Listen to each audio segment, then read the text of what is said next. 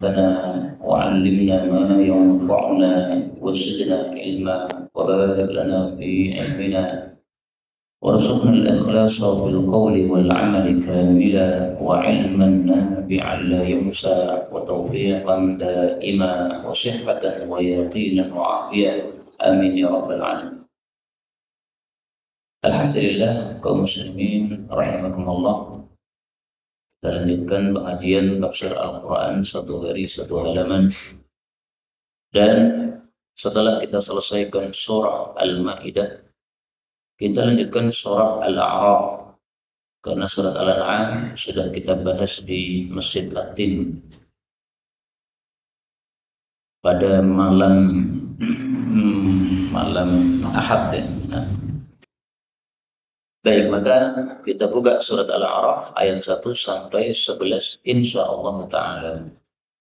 A'udzu billahi as-sami'il 'alim minasy syaithanir rajim min hamzihi wa nafthihi wa nafthihi. Bismillahirrahmanirrahim. Alif Lam Mim Shad. كتاب أنزل إليك فلا يكن في صدرك حرج منه لتنذر به وذكر للمؤمنين اتبعوا ما أنزل إليكم من ربكم ولا تتبعوا من دونه أولياء قليلا ما يتذكرون وكم من قرية أهلكناها فجاءها باسنا بياتا أو هم قائلون فما كان دعواهم إذ جاءهم بأسنا إلا أن قالوا إنا كنا ظالمين فلنسألن الذين أرسل إليهم ولنسألن المرسلين فلنقصن عليهم بعلم وما كنا غائبين والوزن يومئذ الحق فمن ثقلت موازينه فأولئك هم المفلحون ومن خفت موازينه فأولئك الذين خسروا أنفسهم بما كانوا بآياتنا يظلمون ولقد مكناكم في الأرض وجعلنا لكم فيها معايش قليلا ما تشكرون ولقد خلقناكم ثم صورناكم ثم قلنا للملائكة اسجدوا لآدم فسجدوا إلا إبليس لم يكن من الساجدين. الحمد لله رب العالمين. اللهم ارحمنا بالقرآن آمين. Pada ayat-ayat yang kita baca ini ada beberapa kata yang bisa dibaca dengan dua bacaan.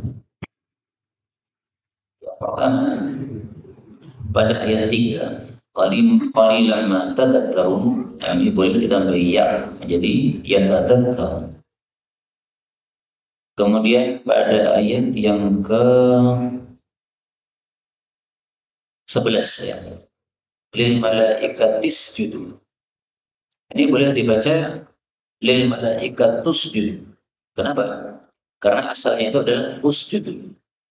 Nah, karena asalnya adalah usjud, boleh huruf asalnya ini, harakat asalnya ini dihapus, kemudian dipindah ke belakang. Lil malaikatus judu. Ini semuanya adalah qiraat mutawatirah yang sumbernya dari Sayyidina Rasulullah sallallahu alaihi wasallam. Adapun tafsirnya secara ringkas, Allah mengatakan pada awal surat Al-A'raf, Alif Lam Mim Shad. Maknanya apa? Tidak ada yang tahu maknanya selain Allah Subhanahu wa ta'ala. Ini tafsiran menurut mayoritas ulama tafsir. Sebagian lagi ulama mengatakan ada artinya. Nah, kemudian diperselisihkan artinya apa. Ada yang mengatakan itu adalah nama-nama Allah Subhanahu wa ta'ala, tapi yang terpisah-pisah, seperti alif lam ra kalau disambung dengan ha mim, kalau disambung dengan nun menjadi Ar-Rahman. Tapi lebih bagus kita pakai pendapat mayoritas ulama saja bahwa ini tafsirnya tidak diketahui selain Allah. Apakah ada ayat-ayat Quran kok tafsirnya tidak diketahui selain Allah? Ada. Disebutkan oleh Allah di dalam Al-Quran pada surat Ali Imran ayat yang ke-7. Wa ma ya'lamu ta'wilahu illallah. Tidaklah mengetahui tafsirnya selain Allah. Berarti ada ayat-ayat seperti itu disebut sebagai ayat-ayat yang mutasyabihat. Kalau tidak ada yang mengetahui maknanya selain Allah, apa fungsinya diturunkan sebagai Quran, sebagai bacaan? Fungsinya untuk menantang orang-orang Arab. Wahai orang Arab, buat Quran seperti Quran yang dibawa Muhammad. Kalau betul Muhammad itu mengubah sendiri, berarti kalian juga bisa mengubah sendiri. Karena huruf-hurufnya sama. Saya pakai alif, lam, mim, shad. Kalian juga pakai huruf-huruf dari sama kan? Nah, maka ini fungsinya sebagai tantangan. Karena itu setiap huruf-huruf yang terpotong-potong seperti ini, pasti setelah itu Allah bicara tentang Quran. Termasuk di sini Allah katakan, kitabun, ini adalah satu kitab. Unzila ilaika, yang telah diturunkan kepada engkau wahai Muhammad, fala yakun, maka janganlah ada fi sadrika, pada dadamu, harajun, keraguan-raguan, minhu, terhadapnya. Litungdira, supaya engkau itu memberikan ancaman, bihi, dengan Al-Quran, wa dzikra, dan sebagai peringatan lil mu'minin, bagi orang-orang yang beriman. Ayat ini menunjukkan bahwa Quran betul-betul diturunkan oleh Allah lewat malaikat Jibril, sebagaimana disebutkan dalam surat yang nazzalahu Ruhul Qudus, diturunkan oleh Ruhul Qudus, yaitu malaikat Jibril. Nabi dilarang untuk ragu, la yakun fi sadrika harajun. Nabi tidak ragu. Tetapi kenapa Nabi dilarang ragu? Nah, ini berlaku untuk umatnya. Wahai umatnya Nabi, jangan ragu bahwa Quran itu adalah dari Allah Subhanahu wa Ta'ala. Boleh juga harajun ini diartikan kesempitan. Ya. Janganlah dalam hatimu, wahai Muhammad, ada kesempitan untuk menyampaikan Quran. Jadi menyampaikan Quran itu pelong saja, nggak usah merasa keberatan. Kenapa? Karena ini hanya tugas dari Allah. Sehingga diterima atau tidak, nggak usah dipikir. Ya. Sampaikan, mereka marah atau mereka terima, tidak peduli. Nah, maka Rasulullah disuruh plong untuk menyampaikan, tidak usah merasa kesempitan atau merasa kesusahan dalam menyampaikan itu. Maka tafsiran seperti ini semakna dengan surat Al-Ahzab ayat 38. Maka na'alan nabiyyi min harajin. Tidak pantas Nabi itu memiliki kesempitan fima fardallahu lahu, pada perkara yang Allah wajibkan, yaitu untuk disampaikan. Maka apapun disampaikan oleh Allah, meskipun itu menentang adat jahiliyah, beliau tetap sampaikan dengan plong, tanpa ada perasaan susah atau sempit sama sekali. Kemudian dari ayat ini kita ambil pelajaran bahwa Quran diturunkan litumzir, untuk memberikan ancaman. Maka para khatib yang khutbah tidak usah bingung, ini materinya apa nih khutbah Jumat kali ini. Gak perlu bingung, kenapa? Quran itu adalah materi untuk memberikan ancaman. Nah, sehingga cukup Quran dibaca dari awal sampai akhir, materi khutbah nggak akan selesai. Kemudian Allah katakan, ittabi'u, ikutilah ma unzila, apa yang telah diturunkan ilaikum, kepada kalian, mir rabbikum, dari pemelihara kalian. Wala tattabi'u, dan janganlah kalian mengikuti min dunihi, dari selainnya, aulia, wali-wali, pengurus-pengurus. Qalilan, sedikit, ma yatadzakkarun, apa yang mereka itu mengambil pelajaran. Kalau dibaca tadzakkarun, tanpa ya, maka bukan mereka, tapi kalian. Qalilan ma tadzakkarun, sedikit sekali kalian mengambil pelajaran. Maka maksud ayat ini adalah Allah turunkan Quran, kita suruh mengikuti isi Quran. Jangan mengikuti selainnya. Kenapa? Karena mengikuti selain Quran sama dengan kita meninggalkan hukum Allah, memilih hukum selain Allah. Padahal lebih bagus mana antara hukum Allah dengan hukum selain Allah? Afa hukmal jahiliyyati yabghun. Surat Al-Maidah ayat 50. Sudah lewat ya. Apakah hukum jahiliyah yang mereka inginkan? Wa man ahsanu minallahi hukman. Apakah ada yang lebih bagus daripada Allah akan hukumnya? Liqaumi yuqinun, bagi orang yang yakin. Enggak ada. Maka orang-orang yang buat hukum sendiri seperti di Indonesia ini bodohnya, tololnya itu sudah berlipat-lipat.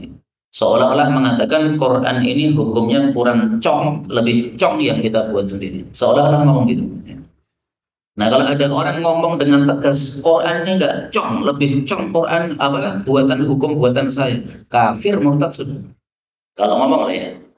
Tapi kalau cuma bersikap tapi tidak ngomong, nah, belum sampai kafir. Tergantung keyakinan dia gimana.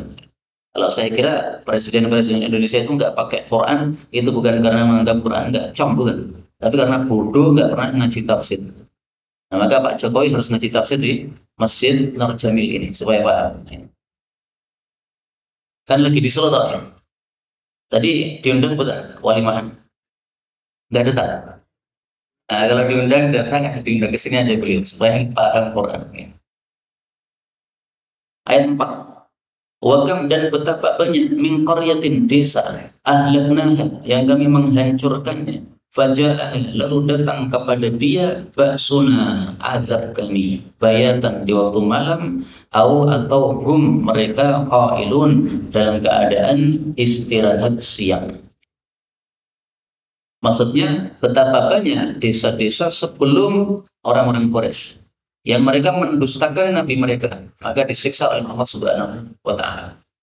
Jadi yang dimaksud ahlakna kami hancurkan itu gara-gara mendustakan nabi mereka yang membawa wahyu. Maka ayat ini bentuknya pertanyaan, tapi mestinya ancaman. Wahai orang-orang Quraisy, hati-hati. Muhammad bawa wahyu kamu dustakan, nanti akan terkena siksa sebagaimana umat terdahulu. Pertanyaan tapi maksudnya apa? Ancaman. Sehingga ayat ini semakna dengan ayat yang lain. Allah mengatakan pada surat Al-An'am ayat 10. وَلَقَدِ اسْتُهْزِئَ بِرُسُلٍ مِّن قَبْلِكَ فَحَاقَ بِالَّذِينَ سَخِرُوا مِنْهُم مَّا كَانُوا بِهِ يَسْتَهْزِئُونَ. Sungguh telah diledek rasul-rasul sebelum kamu, maka menimpa terhadap orang-orang yang meledek apa yang mereka ejekkan, yaitu siksa Allah Subhanahu wa taala. Kemudian ayat ini menjelaskan bahwa siksa itu bisa datang pada waktu malam atau pada waktu siang. Malam berarti orang-orang pas tidur. Siang pas istirahat siang. Qailun itu dari kata-kata qailulah. Qailulah itu apa? Tidur siang atau istirahat siang. Sebelum zuhur lebih utama, habis zuhur boleh. Itu namanya qailulah. Nah, maka maksudnya adalah Allah bisa mengirimkan siksa ketika mereka lengah. Pas istirahat siang, berarti lengah, nggak siang. Tiba-tiba siksa datang, nggak bisa lari. Atau pas tidur malam, apalagi tidur malam, lebih lelah, nggak bisa lari. Jadi maksudnya, kalau siksa Allah datang, mereka nggak bisa menyelamatkan diri. Kemudian satu faedah tentang tidur qailulah. Ternyata tidur qailulah itu sunnah baginda Rasulullah Shallallahu Alaihi Wasallam. Rasulullah mengatakan tilu, silahkan tidur qailulah fa inna syayatin la taqilu, karena setan tidak melakukan istirahat qailulah. Hadis riwayat Abu Nu'aim dalam kitab At-Tibb Kesehatan, dan hadisnya derajatnya hasan. Nah, karena itu hendaklah kita melakukan istirahat siang. Kalau saya biasanya jam 11 itu istirahat. Nanti setengah 12 mendengar adzan pergi ke masjid. Saya pesan sama anak-anak saya, nanti adzan Abi dibangunkan. Nah, istirahatnya cukup apa? Setengah jam, udah fresh. Udah. Boleh juga setelah zuhur. Ustaz Syihab tuh bilang ke saya, habis zuhur biasanya beliau di blok sambil istirahat. Jadi habis ngimami itu di blok wirid. Nah, maka wiridnya lama gara-gara apa? Tidur itu. Nah, kemudian kata beliau kalau sudah bangun udah fresh sekali ya beliau. Nah, ini namanya istirahat qailul. Boleh sebelum zuhur, boleh setelah zuhur. Sunnah Rasul. Ayat 5. Fama kana, maka tidak adalah dakwahum, seruan mereka, ija'ahum, ketika datang kepada mereka ba'suna, siksa kami, illa, kecuali amqalu, bahwa mereka berkata, inna, sesungguhnya kami, kunna, adalah kami, zalimin, orang-orang yang zalim. Maksudnya mereka mengakui dosa mereka pada saat siksa sudah terlanjur datang. Apakah berguna? Tidak ada gunanya. Kalau mau tobat itu sebelum siksa datang. Siksa datang, tobat, tidak ada guna. Termasuk orang mau mati, tobat, tidak ada guna. Kenapa? Karena orang mau mati itu matanya sudah menjadi mata yang tajam. Dia bisa melihat malaikat datang, bisa melihat rohnya keluar. Nah, malaikat sudah datang, dia tobat, nggak diterima oleh Allah. Itulah makna sabda Rasulullah sallallahu alaihi wasallam, "Ma lam yugharghir." Inna Allah Ta'ala yaqbalu taubatal 'abd. Allah menerima tobat hamba malam yugharghir, selama belum sampai ke sekarat, yaitu ketika sudah melihat malaikat datang. Demikian dijelaskan oleh para ulama. Hadits riwayat Tirmidzi sahih. Ayat 6, falanas'alna, maka sungguh betul-betul kami akan bertanya alladzina ursila ilaihim, kepada orang-orang yang diutus Rasul kepada mereka, berarti umat. Wala nas'alanna, dan sungguh betul-betul Allah akan bertanya al-mursalin, kepada para rasul-rasul. Ini maksudnya besok pada hari kiamat. Semuanya akan ditanya oleh Allah.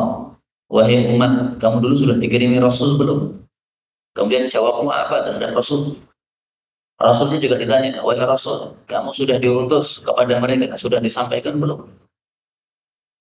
Maka kalimat pertama ini, falanas'alanna alladziina ursila ilaihim, umat akan ditanya oleh Allah, ini semakna dengan surat yang lain, surat Al-Qasas ayat 65. Wa yawma yunadihim fayaqulu madza ajabtumul mursalin. Pada hari Allah akan menyeru mereka, Allah bertanya, apa yang kalian jawabkan kepada para rasul-rasul? Kemudian panggilan kedua ini, walanas'alanal mursalin, para rasul ditanya oleh Allah. Ini semakna dengan ayat yang kemarin sudah kita pelajari, surat Al-Maidah 109.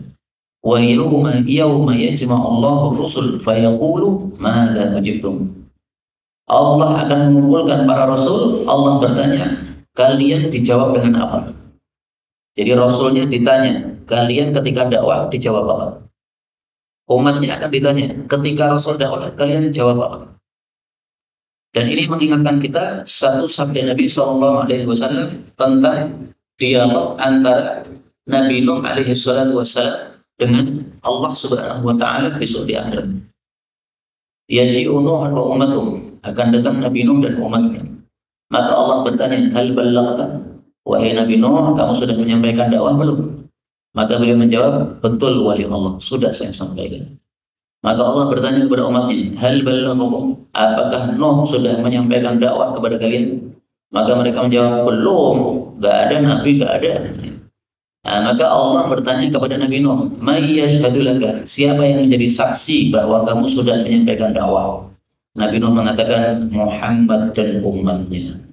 Nah, mudah-mudahan kita semuanya termasuk orang-orang yang dimaksud dalam hadis ini menjadi saksi dakwahnya Nabi Nuh alaihi salatu wassalam. Kemudian Nabi mengatakan, itulah makna kalam Allah, wa kadzalika ja'alnakum ummatan wasatan litakunu syuhada'a 'alan nas. Kalian akan menjadi saksi-saksi terhadap manusia. Itu maksudnya besok di akhirat. Ini adalah hadis riwayat Imam Bukhari, berarti hadisnya sahih. Kita lanjutkan ayat yang ke-7. Falanaqussanna, maka sungguh betul-betul akan kami kabarkan alaihim terhadap mereka bi'ilmin, berdasarkan ilmu, wa ma kunna, dan tidaklah kami Allah ghaibin, orang-orang yang ghaib. Maksud ayat ini adalah semua yang mereka lakukan ketika di dunia, ketika mendustakan para rasul dan sebagainya, itu semuanya akan diceritakan oleh Allah, yaitu dengan kitab catatan amal masing-masing. Maka makna ini, falanaqussanna, akan kami beritakan, itu maksudnya kitab catatannya ini didatangkan, kemudian kitabnya bisa ngomong. Jadi manusia bisa ngomong, kitab besok juga bisa ngomong. Tafsiran ini, kitab catatan amal bisa bicara, bisa ngomong, itu ada dalilnya yang lebih jelas dalam surat yang lain, yaitu surat Al-Mu'minun ayat 62. Waladaina kitabun yantiqu, dan kami memiliki kitab yang bisa bicara bil haqqi, dengan kebenaran. Jadi kitab catatan didatangkan, berbicara. Kalian dulu melakukan ini pada waktu ini, pada tempat ini, semuanya disampaikan oleh kitab itu. Allah katakan, wa ma kunna ghaibin, kami tidak ghaib, maksudnya selalu mengawasi. Apa yang kita lakukan selalu diawasi oleh Allah Subhanahu wa taala. Kita berada di kamar sendirian, melakukan apa? Allah mengawasi kita. Ma kunna ghaibin. Ayat 8, wal waznu, dan timbangan yauma idzin, pada hari itu, al haqqu, adalah benar, maksudnya adil. Faman thaqulat, maka barang siapa yang berat mawazinuhu, timbangan-timbangan amalnya, faulaika hum, maka mereka itu al-muflihun, orang-orang yang beruntung. Ayat ini menunjukkan bahwa amal kita besok akan ditimbang oleh Allah. Timbangan kan ada dua ya, kanan sama kiri. Mungkin yang kanan ini menimbang amal-amal baik, yang kiri ini menimbang amal-amal buruk. Amal baiknya lebih berat, masuk surga, beruntung. Amal buruknya lebih berat, masuk neraka, rugi. Amal baik sama amal buruk imbang, berarti 0-0 gitu ini. Maka kita di tengah-tengah, ashabul a'raf, nggak masuk surga, nggak masuk neraka. Meskipun akhirnya juga masuk surga karena punya amal baik. Nah, itu nanti timbangan seperti itu. Allah katakan timbangannya al-haq, benar. Maksudnya adil. Sebagaimana disebutkan dalam surat yang lain. Al-Anbiya ayat 47. Wa nadha'ul mawazinal qista. Dan kami letakkan timbangan yang adil di yaumil qiyamah, pada hari kiamat. Fala tuzlamu nafsun syai'a. Maka tidak akan seorang jiwa dizalimi sedikit pun. Wa in kana mithqala habatin min khardal, meskipun seberat biji sawi ataina biha, akan kami datangkan amal tersebut, jadi tidak akan dikurangi sama sekali oleh Allah Subhanahu wa taala. Karena itu kita berharap kepada Allah semua amal kita mudah-mudahan diterima oleh Allah Subhanahu wa taala sehingga kita mendapatkan keberuntungan. Amin ya rabbal alamin. Kaum muslimin rahimani wa rahimakumullah, ada dua pembahasan tentang timbangan amal ini. Pembahasan pertama, apa amalan yang paling memberatkan timbangan amal kita besok di akhirat? Jawabnya adalah sabda Rasulullah sallallahu alaihi wasallam. Beliau mengatakan, laisa syai'un fil mizan, atau afdalu syai'in fil mizan, yang paling berat dalam timbangan amal manusia adalah al-khuluqul hasan, akhlak yang baik. Hadis riwayat Ibnu Hibban sahih. Nah, mari kita perbaiki akhlak kita. Akhlak yang baik itu intinya kan dua. Berbuat baik kepada orang, mengerahkan kebaikan-kebaikan kita kepada orang, dan menahan keburukan kita dari orang. Jangan sampai muncul dari kita perbuatan yang menyebabkan orang jadi rugi. Nah, itu akhlak yang baik kayak gitu. Maka kalau membuat acara walimah, jangan menutup jalan utama kayak jalan Santriadi. Itu nggak benar. Kenapa? Itu jalan umum. Kamu tutup untuk kepentingan pribadimu, nggak bisa. Banyak orang yang terganggu gara-gara itu. Ada orang cerita, saya mau ngantar anak saya sekolah, maka ternyata nggak bisa sampai. Kenapa? Karena jalan utamanya ditutup, nggak tahu jalan yang lain kemana. Kalau cuma jalan kampung nggak ada masalah, jalan yang lain banyak. Atau jalan buntu seperti di gang saya, nggak ada masalah, karena paling terkena hanya orang situ saja dan sudah diberitahu semuanya sehingga nggak motor. Tapi kalau jalan utama ditutup, nah ini motorat, bukan termasuk akhlak yang baik. Masalah yang kedua, mawazinu, timbangannya berat. Yang ditimbang apa? Ada tiga pendapat. Pendapat pertama mengatakan yang ditimbang adalah amalnya. Dalilnya hadis ini tadi. Yang paling berat dalam timbangan adalah akhlak yang baik. Akhlak itu termasuk amal. Maka akhlak ini akan ada bentuknya besok di akhirat. Bentuknya, bentuk amal tadi dimasukkan di timbangan sehingga ada berat. Kita baca Quran, bacaan Quran kita nanti akan ada bentuknya. Bentuknya apa nggak ngerti. Pokoknya ada bentuknya, kemudian akan ditimbang. Pendapat yang kedua, yang ditimbang adalah pelakunya atau orang yang beramal. Dalilnya sabda Nabi Shallallahu Alaihi Wasallam. Innahu la ya'ti rajulul 'azimus samin, akan datang orang yang besar yang gemuk pada hari kiamat, tetapi timbangannya di hadapan Allah tidak seberat satu sayap nyamuk. Satu sayap nyamuk kan nggak ada beratnya sama sekali. Nah, itu ditimbang itu lebih berat sayap nyamuk daripada orang tadi. Kenapa? Amalnya nggak ada. Ini hadis muttafaqun alaih. Berarti pelakunya yang ditimbang. Pendapat yang ketiga mengatakan bahwa yang ditimbang catatan amalnya. Dalilnya adalah hadis tentang bitaqah. Ada seseorang disuruh untuk datang, uhdur wazna, kamu datang, kamu akan ditimbang. Maka dia mengatakan, wahai Allah, ini kartu apa sih ini? Kemudian kalau dibandingkan dengan catatan amal saya yang sangat banyak, isinya semuanya dosa-dosa itu, Kemudian fungsinya kartu ini apa? Kartu ini. Maka Allah menjawab, kamu tidak akan dizalimi. Lalu catatan amalnya ditaruh pada satu sisi timbangan, kemudian kartunya ditaruh pada satu sisi timbangan. Ternyata yang lebih berat adalah kartu tadi. Karena kartu tadi isinya adalah La ilaha illallah wa anna Muhammadan Rasulullah. Asyhadu an la ilaha illallah wa asyhadu anna Muhammadan abduhu wa rasuluh. Ini hadis riwayat Tirmidzi sahih. Berarti yang ditimbang apa? Catatan amal. Nah, Ibnu Katsir ketika membahas ini, beliau menampilkan semua dalilnya. Ini ada dalilnya, ini ada dalilnya, ini ada dalilnya. Sehingga beliau mengatakan, wa yumkinul jam'u, berarti bisa dikompromikan. Yaitu semuanya benar. Catatannya ditimbang, amalnya ditimbang, orangnya ditimbang. Berarti gimana? Itu waktu yang berbeda. Terkadang amalnya yang ditimbang, terkadang catatannya, terkadang orangnya. Nah, kita berharap kepada Allah, timbangan kita diberatkan oleh Allah Subhanahu wa Ta'ala. Amin ya Rabbal alamin. Penutup untuk masalah timbangan ini, Rasulullah Shallallahu Alaihi Wasallam bersabda, kalimatani khafifatani 'alal lisan. Dua kalimat ringan di lidah, tsaqilatani fil mizan. Sangat berat dalam timbangan. Habibatani ila rahman, sangat dicintai oleh Allah. Mari kita baca. Subhanallah wa bihamdi, subhanallahil azim.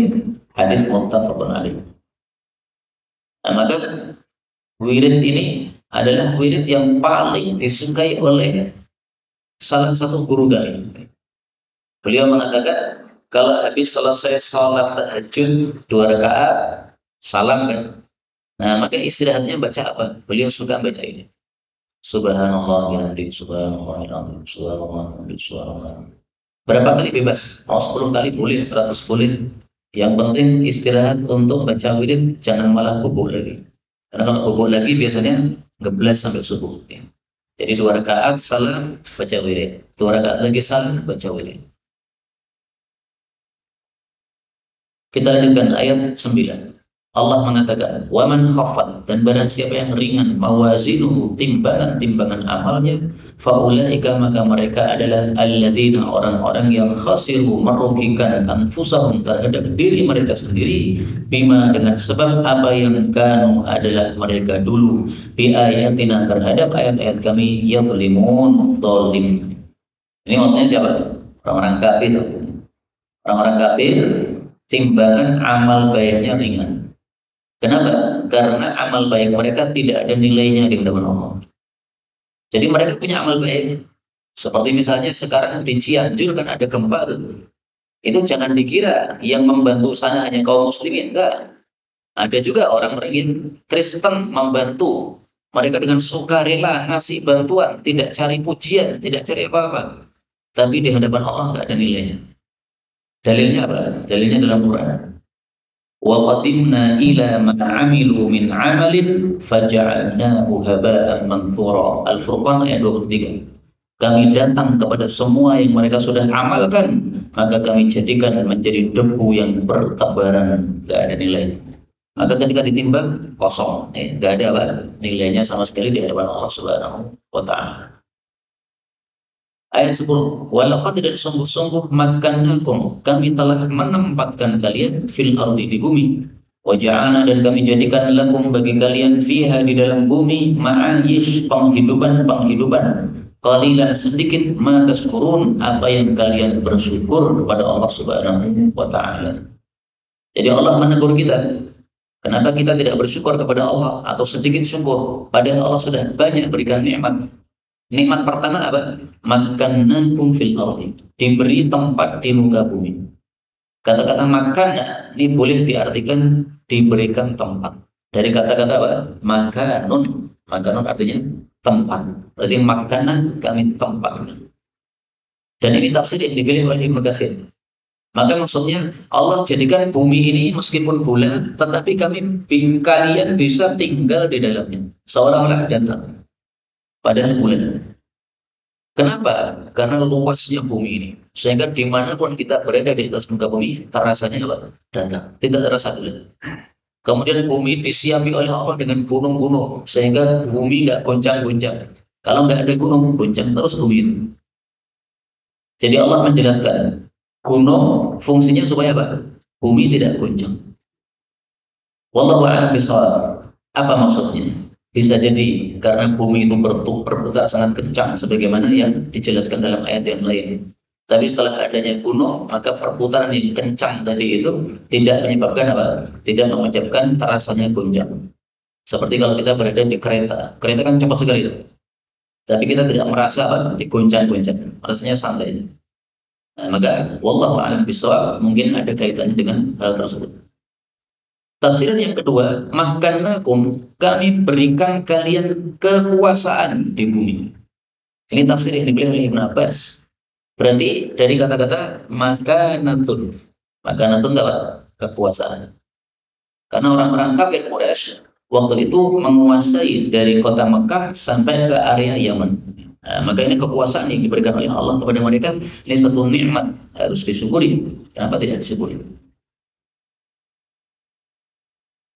Kemudian Allah katakan wa ja'alna lakum, dan kami jadikan bagi kalian di dalamnya penghidupan. Penghidupan itu adalah sesuatu yang dengannya kita bisa hidup. Pekerjaan, menjahit, menjadi tukang, dan sebagainya. Itu semuanya adalah ma'ayish. Ini nikmat dari Allah Subhanahu wa taala. Dan semua pekerjaan yang kita melakukannya hendaklah kita syukuri dari Allah Subhanahu wa taala, karena itulah yang paling bagus untuk kita.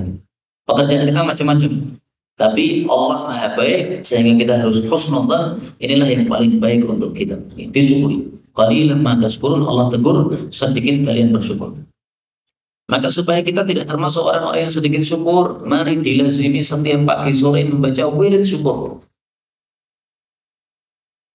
Rasul bersabda, man qala hina yusbih, siapa yang mengucapkan ketika masuk pagi, Allahumma ma asbaha bi min ni'matin aw bi ahadin min khalqik faminka wahdaka la syarika lak falakal hamdu wa lakal syukru ala dzalik.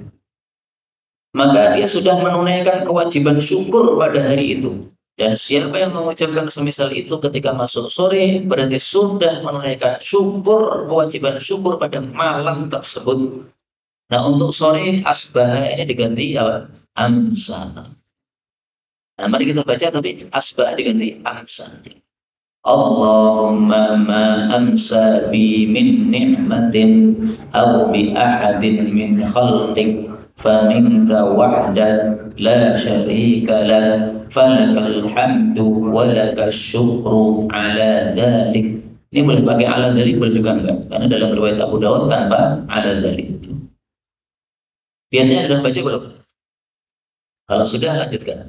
Kalau belum, diniatkan. Mulai malam ini baca terus, supaya semua nikmat Allah diberikan kepada kita udah tercover syukurnya dengan wirid ini.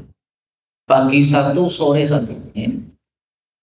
Allahumma ya Allah ma asbahani, apa yang datang waktu pagi kepada saya, min nikmatin, berupa nikmat, au bi ahadin min khalqik, atau nikmat kepada makhlukmu, siapapun juga, faminka wahdaka la syarika lak, itu semuanya dari engkau, tidak ada sekutu bagi engkau, falakal hamdu wa lakal syukru, maka hanya bagimu pujian dan hanya bagimu syukur.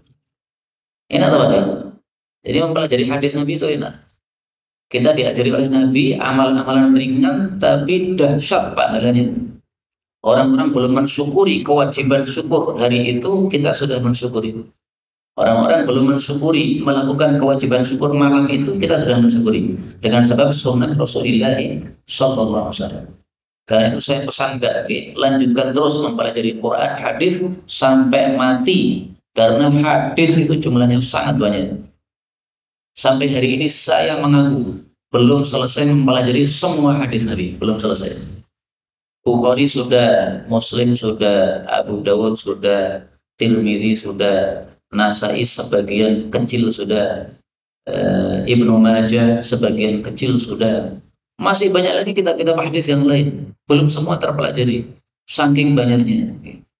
Al-Imam As-Suyuti wafat tahun 911 Hijriah. Itu ketika hidup beliau berusaha untuk mengumpulkan semua hadis Nabi yang ada dalam kitab-kitab dan yang sudah didengar oleh guru dari gurunya, maka semuanya ditulis. Maka muncul kitab Al-Jami'ul Kabir, pengumpul hadis yang tebal. Setelah selesai beliau mikir, ini terlalu tebal, nggak akan ada yang baca. Maka diringkas Al-Jami'us Shaghir, pengumpul hadis yang kecil. Dan itu yang kita pelajari di Masjid Kebunan, Al-Jami'us Shaghir, ringkasan dari Al-Jami'ul Kabir. Setelah beliau menulis Al-Jami'ul Shaghir, kemudian ada ulama kontemporer mengira, wah ini masih terlalu tebal untuk orang sekarang. Karena hadisnya berapa? 10.000 hadis diringkas lagi menjadi sekitar separuhnya. Kemudian saya mempelajari kitab itu, saya anggap wah ini masih tebal ini, saya ringkas lagi, Pak. Sampai tinggal sekitar 50 halaman. Dari ringkasan dari ringkasan dari ringkasan. Nah, maka pelajari hadis Nabi terus menerus sampai wafat kita, karena sangat banyak hadis Rasulullah Shallallahu Alaihi Wasallam. Terakhir ayat 11, Allah katakan, walaqad dan sungguh-sungguh khalaqnakum, kami telah menciptakan kalian, tsumma kemudian sawwarnakum, kami membentuk kalian, tsumma kemudian qulna, kami berkata lil malaikah, kepada para malaikat, usjudu li Adam, sujudlah kepada Nabi Adam, maksudnya sujud penghormatan, bukan sujud ibadah.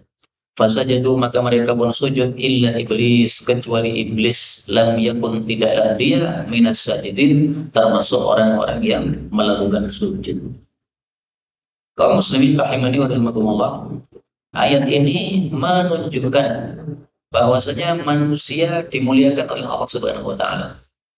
Sampai-sampai ketika manusia sudah diciptakan oleh Allah, malaikat yang sudah diciptakan duluan disuruh sujud menghormati. Ini berarti apa? Manusia lebih utama daripada malaikat. Tapi ini memang masalah khilafiyah. Sebagian ulama berpendapat malaikat lebih utama.